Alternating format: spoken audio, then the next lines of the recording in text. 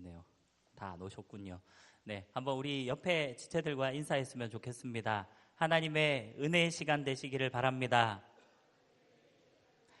네, 하나님께서 우리와 함께 하시고 또 우리에게 오늘도 귀한 말씀을 통해서 또 인도해 주실 줄 믿습니다. 저는 어제 봄 수련회를 하면서 중간에 제가 세례 교육 때문에 잠깐 또 이렇게 한 두 번째 교육 뭐 마지막쯤부터 세 번째 교육 한 중간쯤까지 잠시 그때 나갔다가 들어왔기도 하고요. 뭐 그건 그런 거고 어쨌든 처음부터 이렇게 쭉 끝까지 예배까지 이렇게 저도 뭐 강의를 듣고 또 예배를 드리고 하면서 우리 청년들에게 우리 갓드림 청년부에게 정말로 필요한 말씀들이 공급되었다라는 생각을 많이 가졌습니다. 우리가 신앙한다는 것, 우리가 주님을 섬기고 나아간다라는 그 자체가 사실은 교회에서 막 이런저런 이야기들이 많이 있다 보니까 우리가 때로는 헷갈리는 것들이 참 많아요. 근데 어제 우리 정두성 박사님 통해서 잘 또 말씀을 이렇게 기초 베이스라 그래야 될까요? 이런 것들을 잘 정리했는데 여러분들이 그러한 베이스 위에 이제 말씀을 통해서 우리가 그것들을 확인해 가고 또 우리의 삶에서 그것들을 적용해 가고 가장 중요한 것은 우리가 그런 것 같아요. 항상 말씀 예배를 드릴 때도 그렇고 우리는 수련회가 끝나고 나면 은혜 받았다. 은혜 많이 받았습니다. 이런 이야기를 하는데 은혜라는 것은 물론 그 당시에 하나님께서 부어주시는 그 순간의 은혜도 있지만 그러나 진정한 그것이 은혜가 되기 위해서는 우리가 들은 그 말씀이 결국은 우리의 삶에서 실천이 되고 행해져야 되고 그것이 적용되어야지 저는 진정한 은혜라고 생각을 합니다. 어제 들은 말씀 하루 지나서 오늘 다 까먹고 그렇다면 그것은 그냥 그 순간 듣기에만 좋았을 뿐이지 그것이 우리의 삶에는 아무런 영향력을 미치지 못했다라는 그런 이야기 획기 되지 않기 때문에 저는 어제 그 수련회에 또 우리 참석하셨던 우리 모든 지체들이 또 받은 은혜들을 계속해서 잘 가지고 또 그 말씀대로 그렇게 행하면서 나아가는 귀한 삶을 살아갔으면 좋겠습니다. 자, 오늘은 우리가 특별히 공과는 따로 아마 없었을 텐데 지난 시간에 우리가 10가지 재앙에 대해서 잠시 살펴봤습니다. 결국은 10가지 재앙을 짧은 시간 내에 그냥 정리를 했기 때문에 그냥 후다닥 지나가는 수준이긴 한데요. 어쨌든 중요한 것은 이 10가지의 재앙, 이것은 단순히 하나님께서 그냥 이 애굽의 바로왕이 계속해서 안 내보내주니까 그럼 이것도 한번 맞아봐라. 그럼 이것도 한번 맞아봐라. 그냥 계속 될 때까지 하나님 그렇게 하셨던 게 아니라 이 10가지의 재앙에 그 의미가 다 있다라는 거예요.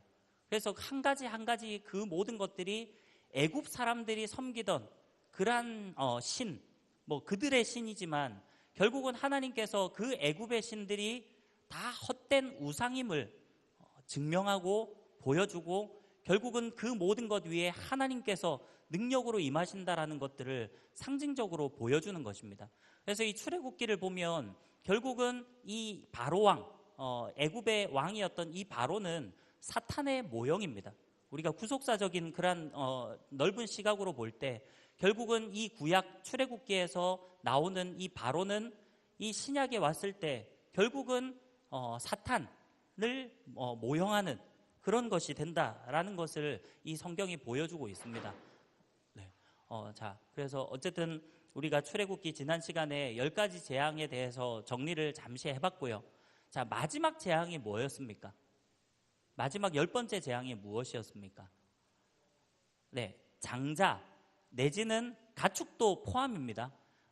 처음 난 모든 것, 사람이든지 가축이든지 할 거 없이 이 땅에 처음 난 모든 것들이 다 죽는 그러한 재앙이 바로 10번째 재앙이었습니다.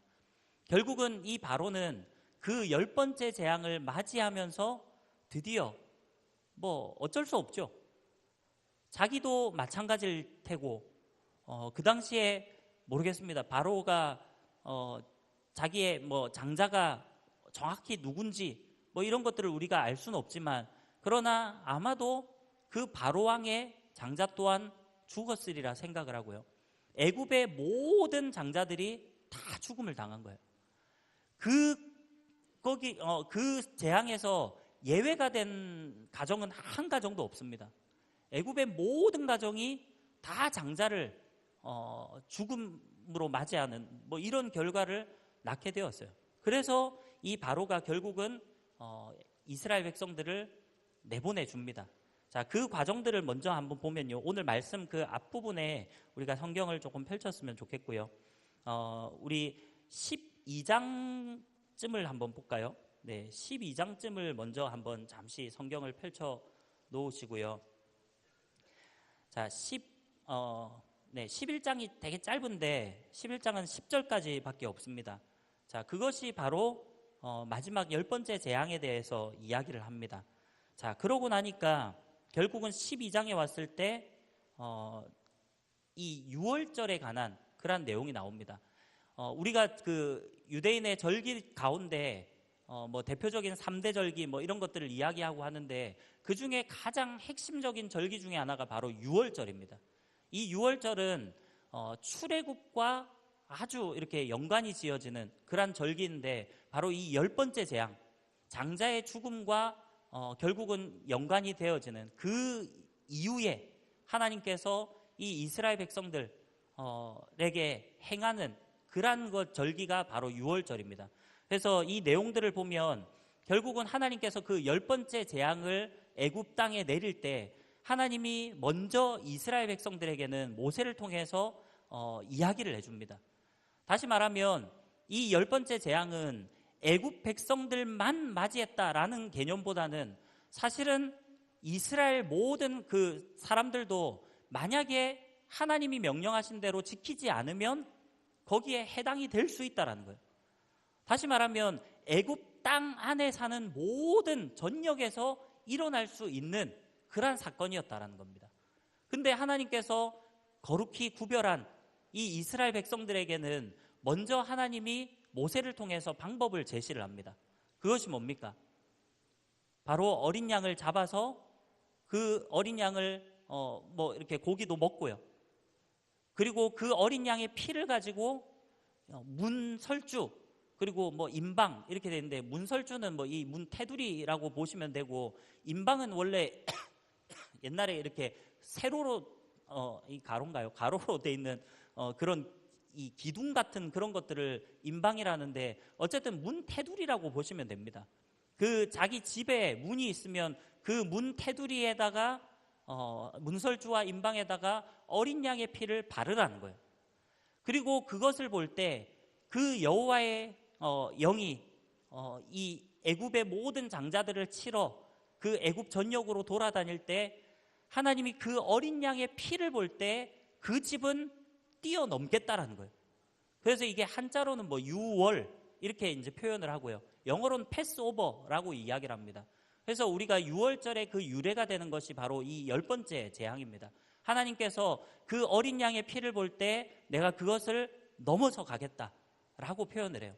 그래서 그 명령을 받은 이스라엘 백성들은 전부 다 이 하나님이 명령하신 대로 어린 양을 잡아서 뭐 가족이 많으면 뭐 한 마리 잡아서 같이 가족들끼리 나누어 먹고 또 가족이 적은 사람은 다른 옆에 가정하고 같이 이렇게 해가지고 어쨌든 어린 양을 잡고 그 어린 양의 피를 그 문설주와 인방에다가 바르고 그렇게 해가지고 이 애굽에 있는 모든 전역에 모든 처음 난 것이 다 죽을 때 이스라엘 백성들만은 거기에서 살아남았다라는 거예요. 자, 그것이 바로 10번째 재앙입니다. 그리고 그것이 유월절의 유래가 되는 그러한 일들이었습니다. 자, 이렇게 하고 이제 13장을 넘어가시면 자, 13장에서는 뭐 초태생의 성별 뭐 이렇게 아마 소제목이 나왔을 텐데 이것은 이제 하나님께서 이스라엘 백성들에게 처음 난 모든 것은 바로 하나님께 구별하여 드리는 것이다 라고 이제 이야기를 명령을 하는 것이고요. 그리고 나면 이제 17절부터 홍해를 건너는 그 내용들이 나옵니다. 자, 아직은 뭐 홍해를 건넌 것은 아니고 이스라엘 백성들이 이제 드디어 바로가 나가라. 이제 니네가 하고 싶은 대로 해라. 가서 나가서 니네가 하나님 너희들이 섬기는 하나님 섬겨라 라고 보내줍니다. 자, 그렇게 해서 이 이스라엘 백성들이 룰루랄라 노래를 부르면서 나온 거예요. 자, 근데 우리 나중에 민수기에 가면 결국 그 내용들이 나오지만 이때 출애굽한 백성의 숫자가 한 어느 정도 될까요? 숫자가 몇 명 정도 되겠습니까? 네, 이 이스라엘 백성들 그 당시의 숫자가 약 60만 명입니다. 그럼 60만 명이면 적은 수가 아니죠. 엄청나게 많은 인구가 지금 때로 이동을 하는 거예요. 그러면 그 행렬이 얼마나 길까요? 그 행렬도 길 것이고 또 뭐 어쨌든 정말로 이 많은 사람들이 나가다 보니까 이 뭐 조금 지체가 되기도 하고 어쨌든 그렇습니다. 근데 이들이 나갈 때 결국은 하나님께서 가까운 길이 있어요. 우리 나중에 뭐 요즘 성경에 지도 다 있죠. 뭐 좋은 성경 갖고 있으면 이 맨 뒤에나 이렇게 보면 지도도 나올 텐데 그 출애굽하는 지도가 혹시 있으면 나중에 보시면 알겠지만 원래 이 뭐 그 출애굽 해가지고 나아가는 그 경로를 보면 위쪽으로 바로 가면요 가나안 땅으로 바로 갈 수 있는 보통 뭐 학자들마다 그건 뭐 조금 다르게 이야기하는데 뭐 7일길, 8일길 뭐 여러 가지 뭐 어떤 사람은 사흘길이라고도 이야기하는데 제가 볼 땐 사흘 만에는 불가능하고 어쨌든 그 정도 시간이면 행군을 해가지고 걸어서 바로 가나안 땅까지 들어갈 수 있는 거리입니다. 그런데도 불구하고 하나님은 그 땅으로 이스라엘 백성들을 인도하지 않아요. 왜냐하면 이것이 성경에 나오는데 그쪽 위쪽에는 그 당시에는 블레셋이라는 나라, 우리가 뭐 나라라고 뭐 이야기하기도 그렇고 도시 국가라고 할 수 있겠죠. 어쨌든 블레셋이 그 위쪽에 자리를 잡고 있었습니다. 그러니까 하나님이 볼 때에는 이 이스라엘 백성들이 전쟁을 보면 전쟁을 치르게 되면 분명히 이들이 두려움 때문에 다시 애굽으로 돌아가려고 할 것이다 라는 것을 하나님께서 말씀하세요. 그래서 하나님께서 블레셋 땅으로 바로 지나가지 못하도록 하고 하나님이 오히려 밑에 쪽으로 인도를 하는 거예요. 광야 쪽으로.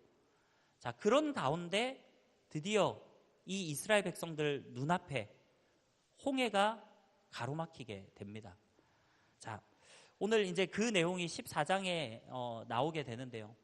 여러분 한번 생각해 보십시오. 이스라엘 백성들이 드디어 출애굽을 하게 되었습니다. 바로가 드디어 뭐 자이든 타이든 간에 마지막 10번째 재앙을 맞이하면서 이 바로가 이제는 허락을 합니다. 그래, 나가라. 물론 이 허락이라는 것은 바로의 허락이 아닌 사실은 하나님의 인도하심이에요. 하나님의 섭리입니다. 하나님께서 어제 우리 뭐 그 수련회 때도 잠시 예배 때 뭐 말씀을 들었겠지만 하나님께서 이 10가지의 재앙을 맞이하는 동안 바로의 마음을 계속해서 완악하게 만드셨다. 하나님이 바로의 마음에 완악함을 주셨다라고 그래요. 여러분 하나님이 불의의 하나님입니까? 하나님이 악을 심어주는 분입니까? 아니에요. 어제 뭐 설명을 잘 들었겠지만 하나님이 가만히 내버려 둔 거예요. 바로가 그냥 자기 마음대로 할 수 있도록 가만히 내버려 뒀더니 사람은 가만히 내버려 두면 자꾸 죄악적으로 치우치는 게 그게 어쩔 수 없는 사람의 본성인 것 같아요. 바로가 결국은 계속해서 완악하게 이스라엘 백성들을 괴롭히고 이들을 내보내면 우리가 손해인데 이들을 일시켜야 되는데 노역을 시켜야 되는데 이런 생각을 계속하다 보니까 아까워서 못 보내주는 거예요. 근데 마지막 이 10번째 재앙을 맞이하고서는 어쩔 수 없이 내보내는 겁니다. 이거는 하나님의 섭리이고 하나님의 인도하심이에요. 자, 어쨌든 이스라엘 백성들이 정말로 기쁜 노래를 부르면서 출애굽을 하는 그런 상황 가운데 있었어요. 그런데 문제가 발생한 겁니다. 이들이 이제 가다 보니까 애굽의 군대가 다시 추격하기 시작했다는 거죠.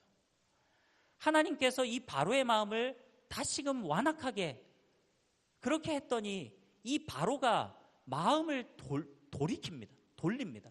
이게 좀 좋은 쪽으로 돌이켜야 되는데 바로가 워낙에 악한 사람이다 보니까 항상 나쁘게 있다가 하나님이 인도하실 때 어쩔 수 없이 하나님의 뜻에 따라갈 수밖에 없는 상황에서 오히려 악한 쪽으로 다시 돌이키는 거예요. 이 바로가 가만히 생각해 보니까 너무 아까운 거예요.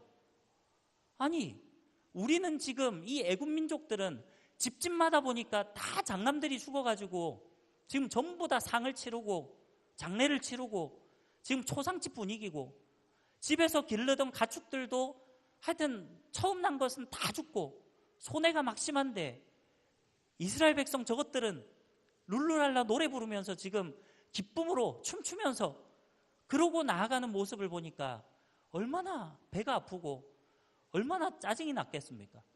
바로의 입장에서 본다면. 그래서 바로가 마음을 돌이키기 시작한 거예요. 드디어 이 바로의 군대, 거기에 보니까 성경의 표현에 보면 말들과 그 병거와 뭐 이런 표현들이 나와요. 여러분, 이스라엘 백성들은 행군을 한 것입니다. 걸어서 나아가는 거예요. 거기에 많은 소와 양과 이런 재물들도 뭐 이끌고 갔는데, 소, 양 얘들이 막 뛰어다닐까요? 그렇진 않잖아요. 보면 뭐 그냥 저벅저벅 걸어갈 거예요.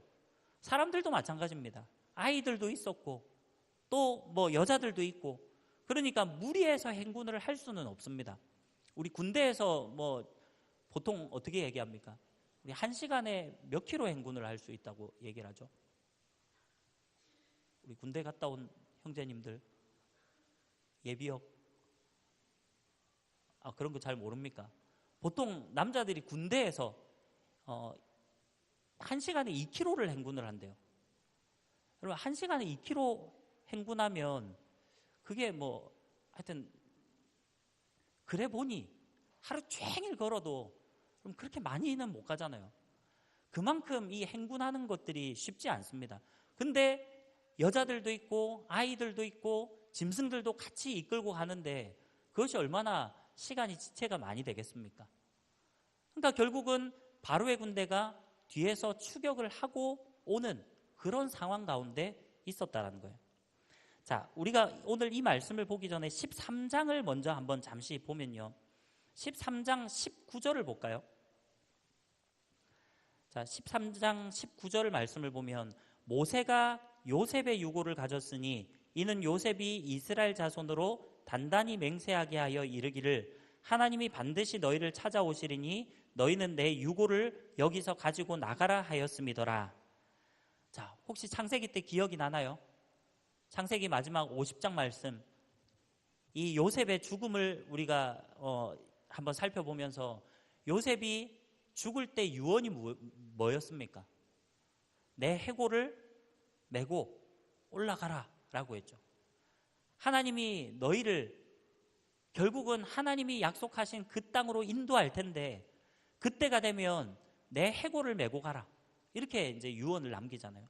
모세가 지금 요셉의 그 유언대로 지금 요셉의 유골, 그 해골을 메고 올라갑니다. 자, 그런 내용이 나오고요. 자, 20절에 보니까 그들이 숫곳을 떠나서 광야 끝 에담의 장막을 치니 여호와께서 그들 앞에서 가시며 낮에는 구름 기둥으로 그들의 길을 인도하시고 밤에는 불 기둥을 그들에게 비추사 낮이나 밤이나 진행하게 하시니 낮에는 구름 기둥 밤에는 불 기둥이 백성 앞에서 떠나지 아니하니라. 자, 이렇게 기록하고 있습니다. 자, 이때 처음으로 이 구름 기둥과 불 기둥이 등장을 합니다. 들어보셨죠? 우리 구름 기둥과 불 기둥. 자, 구름 기둥과 불 기둥은 그러면 지금 요 시점에서 보이기 시작한 거예요. 자, 이스라엘 백성들이 출애굽을 하는 그 순간부터 이 구름 기둥과 불 기둥이 이스라엘 백성들을 따라다닙니다. 더 정확한 표현은 따라다닌다기보다는 그 구름 기둥과 불 기둥이 이스라엘 백성들을 앞서서 그것들을 인도하고 있다는 거예요. 자, 그렇다면 이게 언제까지 있었을까요? 구름 기둥과 불 기둥이 언제까지 보였을까요? 하루 잠시 보였을까요? 한 1년쯤 보였을까요? 보통 우리가 생각할 때는 이 구름 기둥과 불 기둥은 광야 생활을 하는 동안 있었다라고 봅니다. 여러분, 이 광야라는 곳, 광야는 사막입니다. 그것은 아무것도 없어요. 물도 잘 나지 않고 뭐 나무도 별로 없는 그런 사막과 같은 곳이 바로 광야입니다. 근데 이스라엘 백성들이 광야에서 몇 년 동안 지냅니까? 뭐 나중 일이지만 40년 동안 40년 동안을 광야에서 지내요. 근데 우리가 지금 만약에 사막을 한번 간다라고 생각해 보세요. 뭐 여행을 간다. 여행을 사막을 간 사람이 있을까 모르겠는데 어쨌든 뭐 간다 치면 여러분 사막에서 우리가 며칠이나 견딜 수 있을까요? 사막에서 우리가 뭐 식량을 갖고 가면 식량을 갖고 가서 챙겨가는 만큼만 있을 수 있는 거지 절대로 그 이상은 있을 수 없습니다. 왜냐하면 광야는 아무것도 없어요. 먹을 것을 구할 수도 없어요. 근데 그 광야에서 40년 동안을 살았다. 어떻게 살았겠습니까? 결국은 하나님이 인도하시고 하나님이 지켜주셨기 때문에 가능하다는 거예요. 하나님이 왜 낮에는 구름 기둥으로 이들을 인도해 주셨습니까? 사막은 덥잖아요. 여러분 사막에서 아무 그늘도 없이 땡볕에 그렇게 하루 종일 있어 보십시오. 우리가 한여름에 우리나라도 요즘에 많이 뭐 날씨가 더워져서 여름에는 한낮에 에어컨도 없이 선풍기도 없이 여러분 뭐 무슨 뭡니까 양산도 없이 아무 그늘 없이 여러분 하루만 있어도 뭐 열사병에 걸려서 죽을 수도 있는데 이게 하루 이틀이 아니라 무려 40년을 그 광야에서 지냈다라고 생각해 보세요. 어떻게 살겠습니까? 결국은 이 광야에 있는 동안 하나님은 낮에는 구름 기둥으로 이 이스라엘 진영을 덮어주셨다는 거예요. 다시 말하면 그늘이 질 수 있도록 하나님이 구름 기둥으로서 이 이스라엘 진영, 이스라엘 사람들이 있는 60만 명이니까 이게 면적도 넓을 거 아니에요. 그 모든 지역을 구름으로 덮어주셨다는 거예요. 이게 구름 기둥입니다. 근데 사막이라는 곳은 또 의외로 밤에는 새벽에는 춥다고 그래요. 우리가 생각할 때는 아니 낮에 그렇게 더웠으면 이 복사열을 통해서라도 새벽에도 덥지 않겠나라고 생각하는데 의외로 그렇지 않대요. 뭐 저도 안 가봐서 모르겠지만 사막지대가 의외로 새벽에는 또 갑자기 급격하게 추워진다고 그럽니다. 그래서 밤에는 불기둥으로서 하나님이 온도도 맞춰주시고 그 다음 불이라는 것은 무슨 효과가 있습니까? 따뜻하게 온도도 맞춰주지만 빛을 밝혀주는 역할도 하잖아요. 밤에도 이스라엘 백성들이 생활할 수 있도록 그렇게 불기둥으로 인도해 줬다는 거예요. 이게 40년 동안이나 지속이 됩니다. 자, 그게 지금 13장 마지막 말씀에 기록되어 있어요. 자, 그러면 이제 우리가 14장으로 넘어와서 오늘 우리가 사건, 이 홍해를 건너는 이 사건을 볼 때 구름 기둥과 불 기둥이 그 당시에 그 시간 동안 있었겠습니까? 없었겠습니까? 당연히 이 시간적인 흐름으로 볼 때는 있었다고 봐야 되겠죠. 자, 그런데도 불구하고 오늘 이 홍해를 건너는 이 사건을 맞이할 때 이스라엘 백성들의 이 태도가 어떤지 우리가 그것을 먼저 한번 봤으면 좋겠어요. 자, 오늘 우리가 읽은 말씀 10절 말씀을 한번 다시 함께 보도록 하겠습니다. 우리 10절을 같이 한번 읽어볼까요? 자, 시작.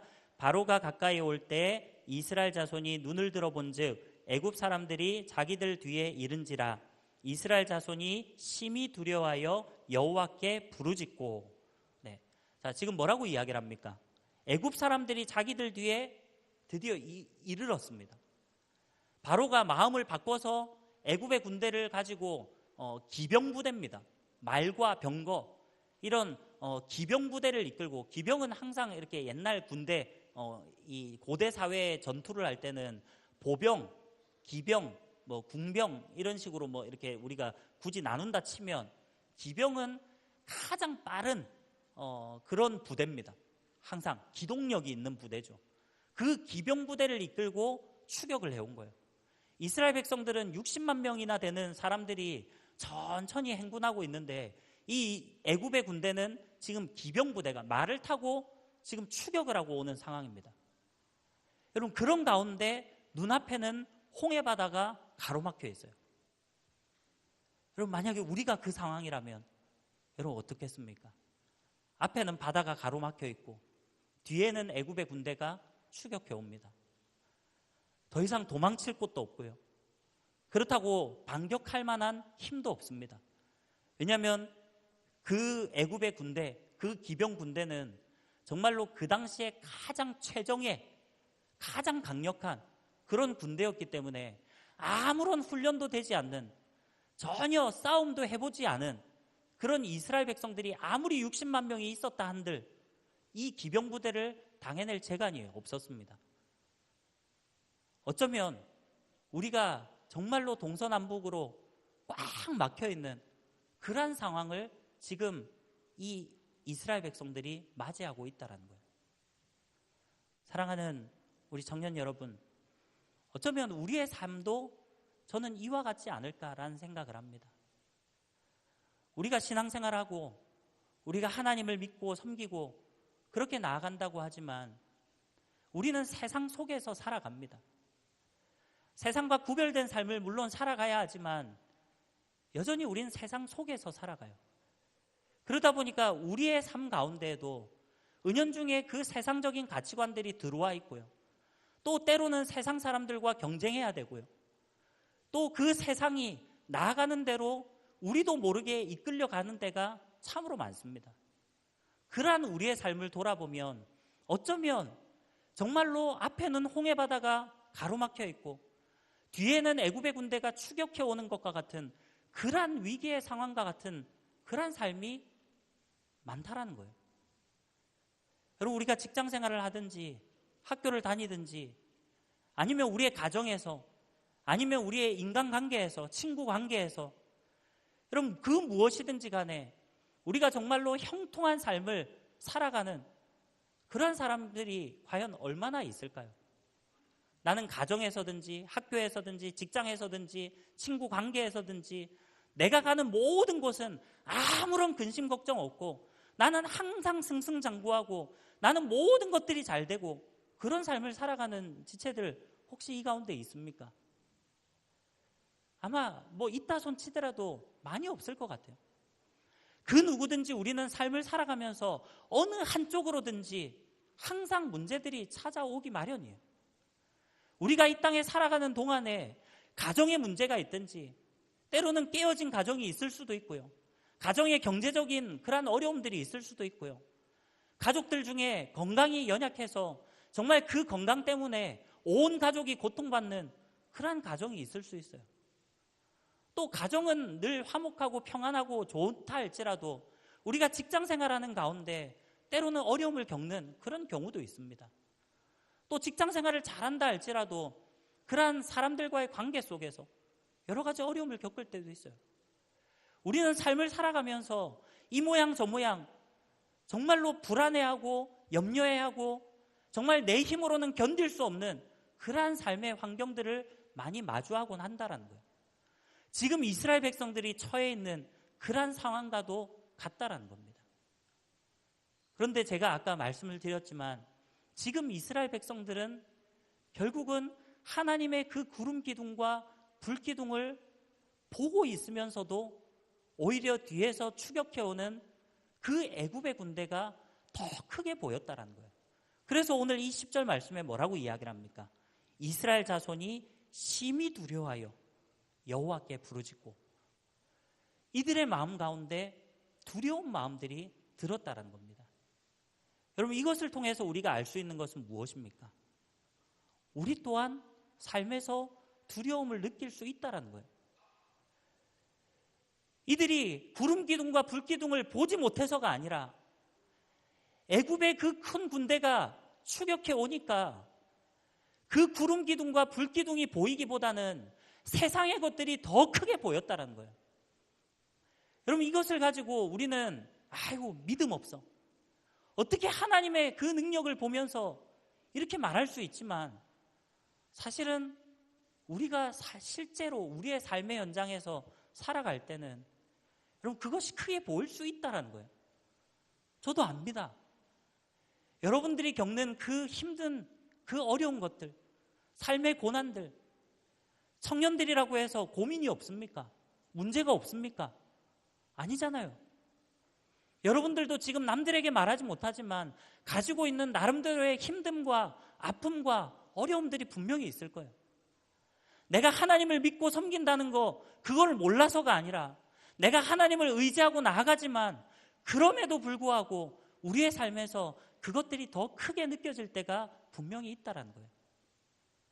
이스라엘 백성들이 처한 이 환경을 바라본다면 우리가 이스라엘 백성들을 그저 욕하고 아유 이 믿음 없는 사람들, 어떻게 하나님의 역사를 보면서도 이렇게 할 수 있을까?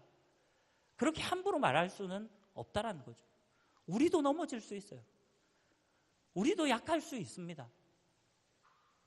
나에게도, 우리에게도 이런 환경이 주어지면 하나님이 살아계심, 그것을 내가 믿지 못해서가 아니라 그것을 알고 있지만 그 순간적으로 그 세상의 것들이 더 크게 보일 때가 있다라는 거예요.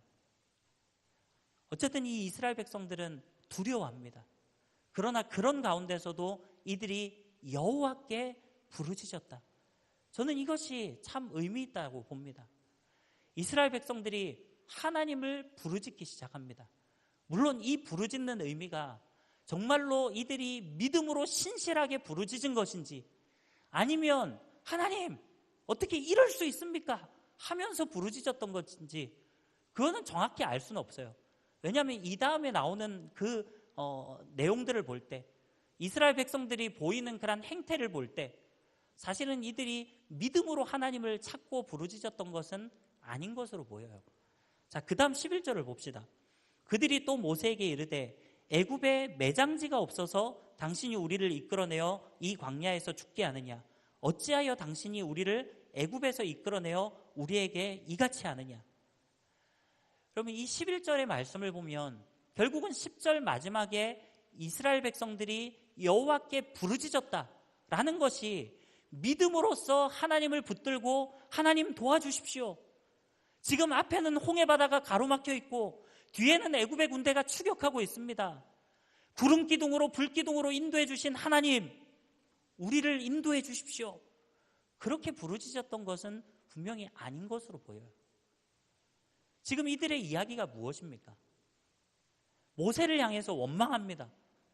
아니, 애굽에 우리 매장지가 없냐?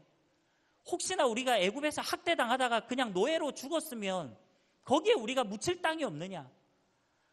차라리 노예로서 학대당하고 일을 할지라도 좀 힘들고 노동을 할지라도 그래도 애굽에 있을 때는 먹을 거라도 챙겨 먹고 그래도 가족들과 함께 살아갈 수 있지 않았느냐?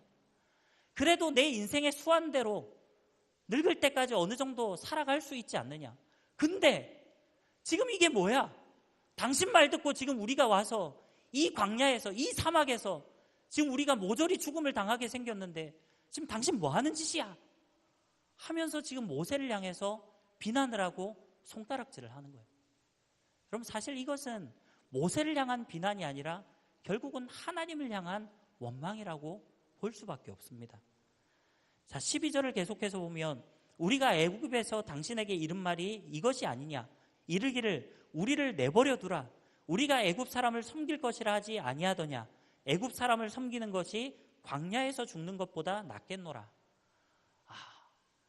이 이스라엘 백성들의 이 반응을 보니까 좀 참 충격적이기도 합니다. 출애굽하는 그 상황을 딱 맞이하니까 좋다고 룰루랄라 노래 부르면서 나올 때는 언제고 이제 위기의 순간을 맞이하니까 언제 그랬냐는 듯이 모세에게 뭐라 합니까? 우리가 말했지. 우리 안 나온다 했지. 야, 분명히 차라리 애굽에서 우리가 사는 게 그게 훨씬 더 낫다라고 너한테 분명히 얘기했어 안 했어? 지금 이런 이야기를 하고 있는 거예요. 뭐 하려고 우리를 인도해서 지금 이 광야에서 우리가 떼죽음 당하게 만들었느냐? 지금 모세를 향한 원망을 하고 있습니다.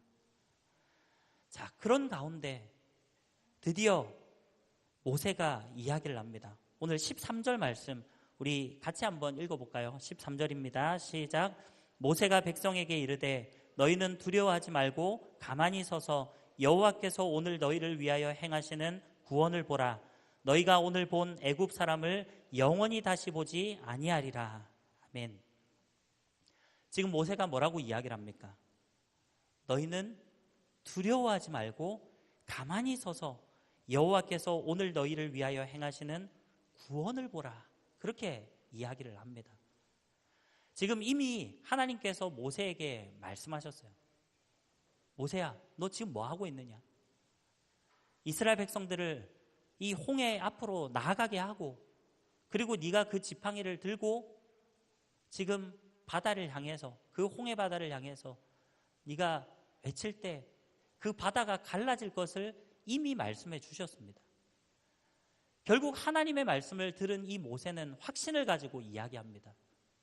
너희는 두려워하지 말고 가만히 서서 하나님이 행하시는 그 구원을 보라는 거예요. 사랑하는 우리 청년 여러분, 하나님은 우리를 구원으로 인도해 주시는 능력의 하나님이십니다. 어제 우리가 이 수련회를 통해서 우리가 그러한 교리들, 그 기초들, 그런 것들을 다시 한번 다지는 시간들을 가졌는데, 여러분들이 어떤 것을 느꼈는지 저는 모르겠습니다.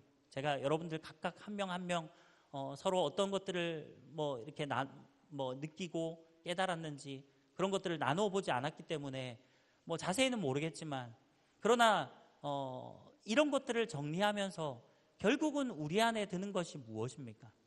우리 안에 드는 마음들, 그것이 결국은 우리의 삶은 하나님께서 섭리하시고 하나님께서 결국 우리를 자녀로 택하여 주셨기 때문에 우리를 영화의 단계, 결국 그 영화로운 천국으로 우리를 인도해 주실 것을 우리는 확신하는 겁니다. 여러분, 우리는 이 땅에 살아가는 동안에는 고난이 있어요.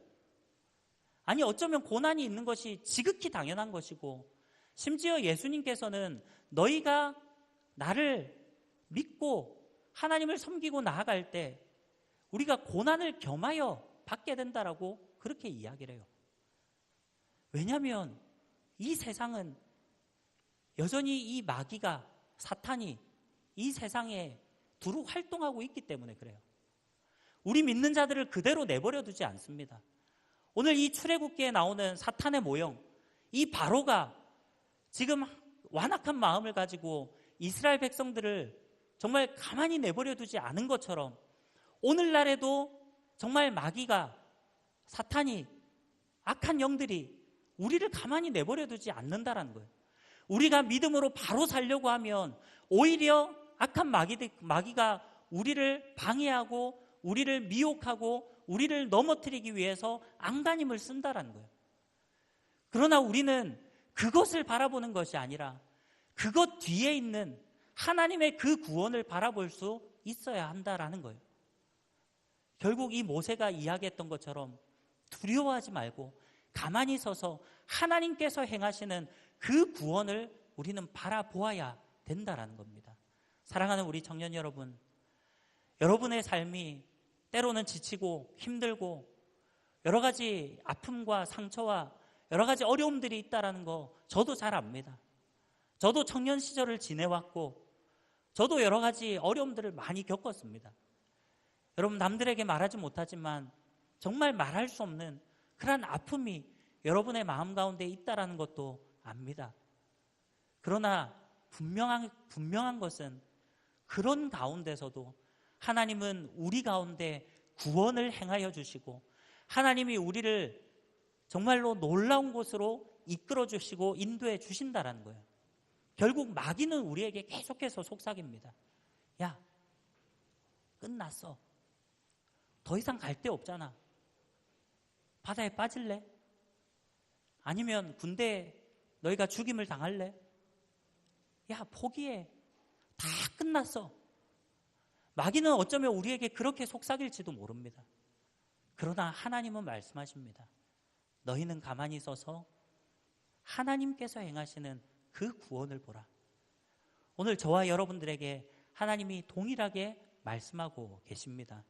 사랑하는 우리 청년 여러분, 정말로 여러분의 삶 가운데 어려움이 있다 할지라도, 때로는 힘들고 지치고 그러한 삶을 정말로 내려놓고 싶은 그러한 마음들이 혹 있다 할지라도, 여러분 결코 우리의 삶에서 낙심하거나 포기하거나 두려워하지 않기를 간절히 바랍니다.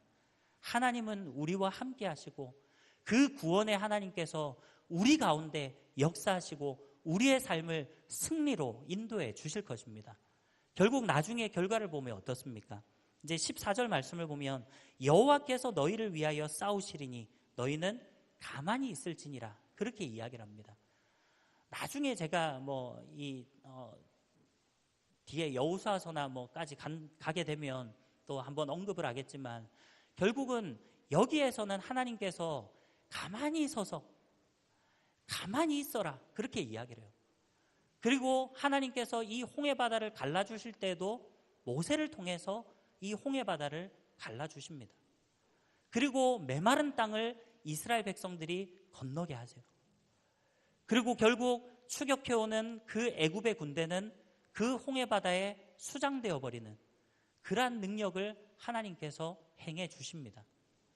그러나 나중에 여호수아쯤 가면 이 요단강을 건너는 사건이 나오는데, 그때 되면 어떻게 이 요단강이 갈라지는 줄 혹시 알고 있습니까? 나중에 그때 이야기 또 하겠지만, 그때는 믿음으로 제사장들이 먼저 그 언약궤를 메고 나아가라고 이야기를 해요. 어쩌면 저는 그런 생각도 들어요. 하나님께서 우리가 아직까지 믿음이 연약할 때, 좀 속된 말로 초신자일 때, 그럴 때는 하나님께서 우리를 위해서 싸워주시고 일해주시고 하나님께서 우리에게 가만히 서서 지켜보도록 하십니다. 하나님이 그래서 어쩌면 초신자들의 그런 기도를 더 잘 들으시고 그러는지 모르겠어요. 저도 처음 예수님 믿고 제가 이렇게 그러니까 믿었다라는 것은 제가 인격적으로 만났다라는 겁니다. 한 고등학교쯤 됐을 때 제가 기도하는 것마다 진짜 응답이 잘 되더라고요. 저는 그때 제가 기도발이 되게 센 사람인 줄 알았습니다. 근데 지금 보니까 별로 그렇지는 않은 것 같아요. 이게 신앙생활을 오래 하면 오래 할수록 오히려 때로는 참 그런 게 있는 것 같아요. 근데 하나님께서는 그렇게 우리를 또 그 수준에 맞게 우리를 이끌어 가시는 하나님의 방법이 분명히 있으신 것 같아요. 이스라엘 백성들이 아직까지 하나님에 대해서 잘 모릅니다.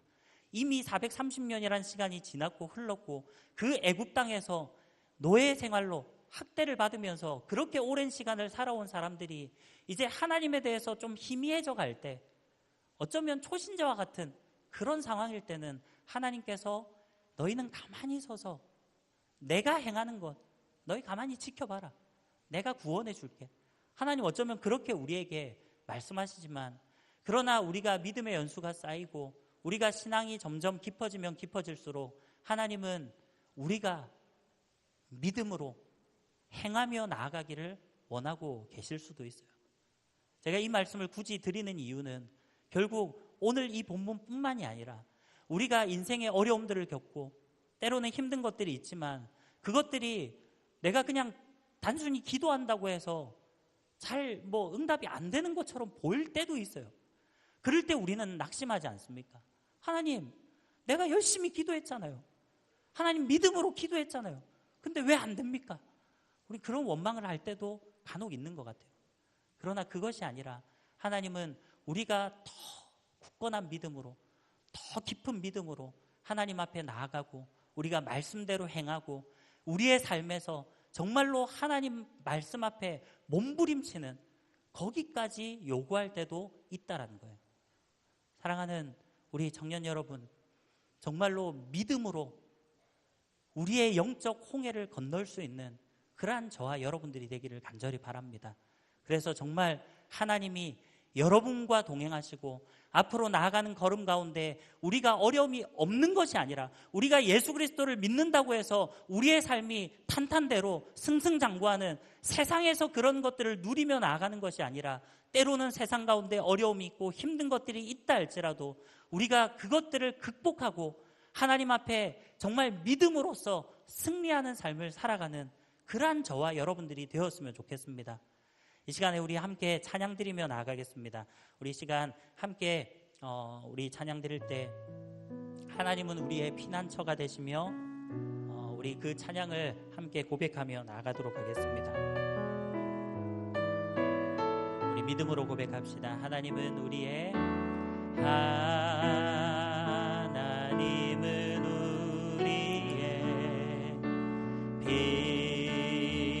피난처가 되시고 환난 중에 우리의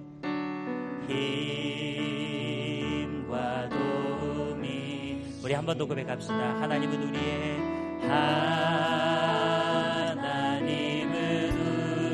주님이 우리의 피난처가 되십니다. 피난처가 되시고 환난 중에 우리의 힘과 도움이시. 너희는 가만히 있어.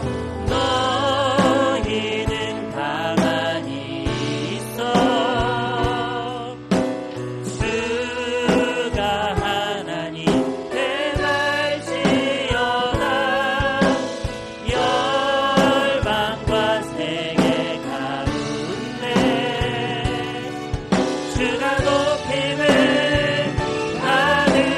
다시 한번 고백합시다. 하나님은 우리의 피난처가 되시며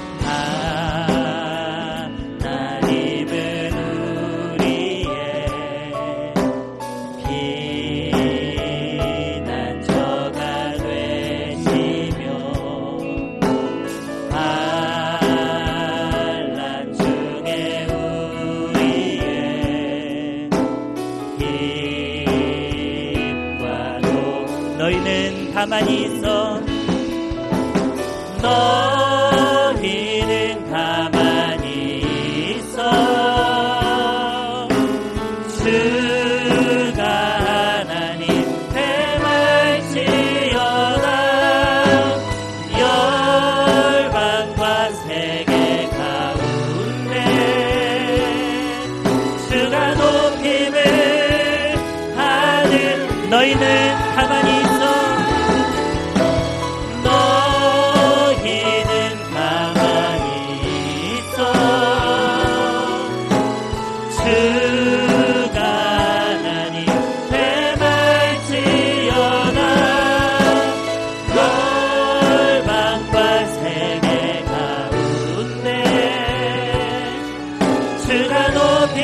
우리 다시 한번 믿음으로 고백합시다. 너희는 가만히 있어. 너희는 가만히 있어. 주가 하나님 됨을 알지어다. 주가 하나님 됨을 알지어다. 열방과 세계 가운데 주가 높임을 사랑합니다. 내 아버지 사랑합니다. 내 아버지 찬양합니다. 내 온 맘 다하여 선포합니다. 예수 그리스도 주님 오심을 사랑합니다. 내 아버지 사랑합니다. 내 아버지 찬양합니다. 내 온 맘 다하여 선포합니다. 예수 그리스도 주님 오심을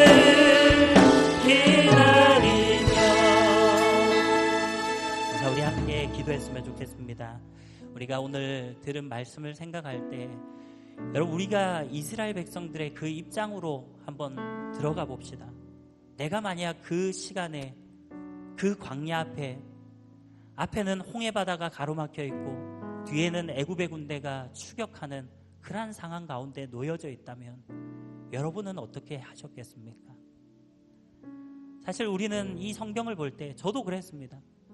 이스라엘 백성들을 보면서 참 답답하다. 왜 믿음을 갖지 못했을까?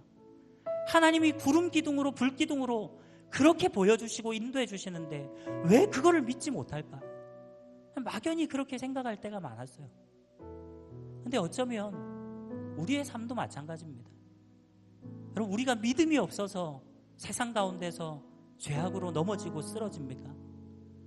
아니요. 이미 우리는 하나님이 어떠한 분이신지 어렴풋이 남아라도 그래도 압니다. 내가 하나님의 자녀인 줄 우리 스스로 그래도 아니까 이 자리에 있는 거 아니겠습니까? 그럼에도 불구하고 세상 가운데서 우리도 넘어지고 쓰러지고 실패하고 좌절하고 낙심할 때가 많다라는 거예요.